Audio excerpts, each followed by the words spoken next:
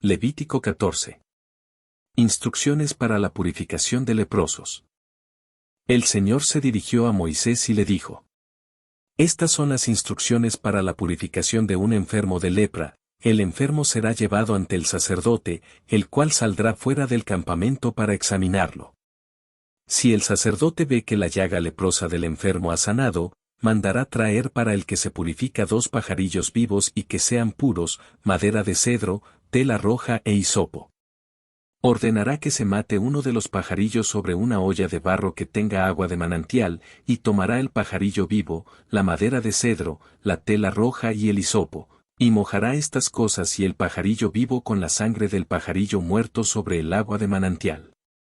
Luego rociará 7 veces con la sangre al que va a ser purificado de la lepra, y lo declarará puro. Al pajarillo vivo lo dejará en libertad.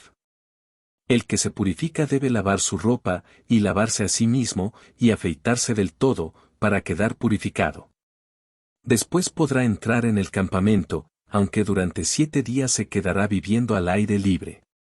Al 7º día se rapará completamente la cabeza, se afeitará la barba, las cejas y todo el vello, lavará sus ropas y se lavará a sí mismo, y entonces quedará purificado. Al 8º día tomará 2 corderos sin defecto, y una cordera de 1 año y sin defecto, además, 6,5 kilos de la mejor harina para una ofrenda de cereal amasada con aceite, y la tercera parte de 1 litro de aceite. El sacerdote que va a realizar la purificación, colocará a la persona que va a ser purificada, y a sus cosas, a la entrada de la tienda del encuentro, ante la presencia del Señor. Luego tomará uno de los corderos y lo ofrecerá junto con la tercera parte de 1 litro de aceite, como sacrificio por la culpa, celebrando el rito de presentación ante el Señor. Deberá matar el cordero en el lugar consagrado al degüello de los animales para los sacrificios por el pecado y los holocaustos. El sacrificio por la culpa será para el sacerdote, lo mismo que el sacrificio por el pecado, pues es una cosa santísima. Después tomará el sacerdote un poco de sangre del sacrificio por la culpa, y se la untará al que se purifica, en la parte inferior de la oreja derecha, en el pulgar de la mano derecha y en el dedo gordo del pie derecho. Tomará luego un poco de aceite y se lo echará en la palma de la mano izquierda, mojará entonces su dedo derecho en el aceite que tiene en la mano, y con el mismo dedo rociará 7 veces aceite ante el Señor. Del aceite que le quede en la mano tomará el sacerdote un poco, para untárselo al que se purifica, en la parte inferior de la oreja derecha, en el pulgar de la mano derecha y en el dedo gordo del pie derecho, sobre la sangre del sacrificio por la culpa, y el resto del aceite se lo untará en la cabeza al que se purifica. Así el sacerdote obtendrá del Señor el perdón por el pecado de esa persona. Luego presentará el sacerdote el sacrificio por el pecado, realizando así la purificación del que se encuentra impuro. Después sacrificará al animal que se va a ofrecer en holocausto, ofreciéndolo sobre el altar, junto con la ofrenda de cereales. De esta manera el sacerdote obtendrá el perdón por el pecado de esa persona, y así quedará purificada. Si la persona enferma es pobre y no tiene para tanto, tomará un cordero como sacrificio por la culpa y lo presentará como ofrenda especial para obtener el perdón de sus pecados, con un poco más de 2 kilos de la mejor harina amasada con aceite, como ofrenda de cereales, y la tercera parte de 1 litro de aceite y 2 tórtolas o 2 pichones de paloma, según sus posibilidades, uno como sacrificio por el pecado y el otro como holocausto. Al 8º día llevará todo esto al sacerdote, para su purificación, lo entregará en presencia del Señor, a la entrada de la tienda del encuentro. El sacerdote tomará el cordero del sacrificio por la culpa y la tercera parte de 1 litro de aceite, y los presentará ante el Señor como ofrenda especial, degollará el cordero del sacrificio por la culpa y, tomando un poco de la sangre del cordero, se la untará al que se purifica, en la parte inferior de la oreja derecha, en el pulgar de la mano derecha y en el dedo gordo del pie derecho. Luego se echará un poco de aceite en la palma de la mano izquierda, y con el dedo derecho rociará 7 veces ante el Señor parte del aceite que tiene en la mano. También le untará al que se purifica un poco de aceite en la parte inferior de la oreja derecha, en el pulgar de la mano derecha y en el dedo gordo del pie derecho, es decir, en el mismo lugar en que le puso la sangre del sacrificio por la culpa. El resto del aceite lo untará el sacerdote en la cabeza del que se purifica, para que éste obtenga así del Señor el perdón de su pecado.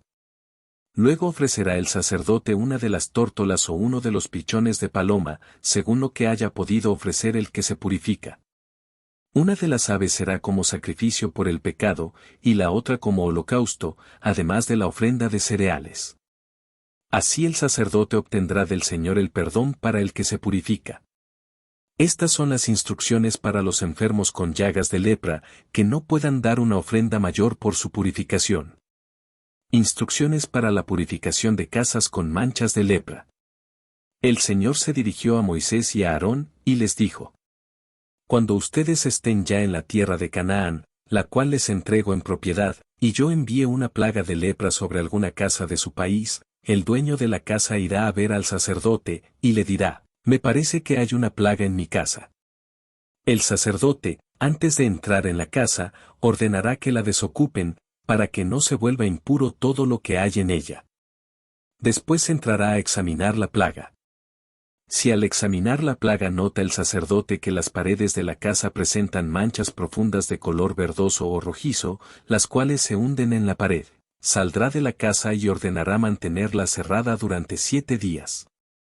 Al 7º día volverá el sacerdote a examinarla, y si la plaga se ha extendido por las paredes de la casa, dará órdenes de que se quiten las piedras que tengan esa mancha y se arrojen en un lugar impuro fuera de la ciudad. Dará órdenes también de que se raspe todo el interior de la casa, y de que el polvo raspado se arroje a un lugar impuro fuera de la ciudad. Se tomarán entonces otras piedras para reponer las que fueron quitadas, y barro nuevo para recubrir la casa. Si la plaga vuelve a aparecer en la casa después de haberse quitado las piedras, raspado la pared y haberla recubierto de nuevo, el sacerdote entrará a examinarla. Si la plaga se ha extendido por la casa, se trata de lepra maligna y la casa es impura. Por lo tanto, la casa deberá ser derribada y todos sus escombros arrojados a un lugar impuro fuera de la ciudad. Cualquiera que entre en la casa durante el tiempo en que el sacerdote haya ordenado mantenerla cerrada, será considerado impuro hasta el anochecer. Cualquiera que coma o duerma en la casa, deberá lavar su ropa para purificarla. Si al entrar el sacerdote a examinar la casa, nota que la plaga no se ha extendido después de haber sido recubierta, la declarará casa pura, porque la plaga ha terminado. Para purificar la casa, tomará 2 pajarillos, madera de cedro, tela roja e hisopo. Matará uno de los pajarillos sobre una olla de barro con agua de manantial. Luego tomará el cedro, el hisopo, la tela roja y el pajarillo vivo, y los mojará con la sangre del pajarillo muerto y con el agua de manantial, y rociará la casa 7 veces. Así purificará la casa con la sangre del pajarillo y el agua de manantial, y con el pajarillo vivo, el cedro, el hisopo y la tela roja.